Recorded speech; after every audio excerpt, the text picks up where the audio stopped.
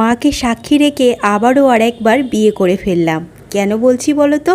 আমরা তো পিসির বাড়িতে এসেছি, তো মা কালীর কাছে এসে পুজো দিচ্ছি। তো পুজো দেওয়ার পর পূজার জিনিসের সাথে সিঁদুর, শাঁখা, পলা, আলতা এগুলো নিয়েছিলাম। তো সেগুলো তো পুজো দিয়েই বামুনমশাই আমাদেরকে দিয়ে দিয়েছিল। তাই পিউ বলল যে এই সময় বরুণদাকে বল তোকে আরেকবার সিঁদুর পরিয়ে দিতে।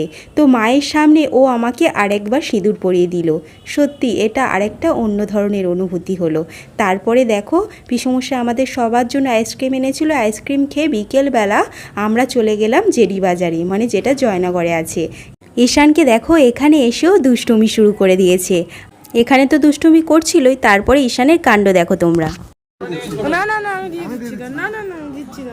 এই শান এটা দেবো না, থাক না। চলো আজ আসি, পরে দেখা হবে। সবাই খুব ভালো থেকো আর সাবস্ক্রাইব করে পাশে দেখো। টাটা।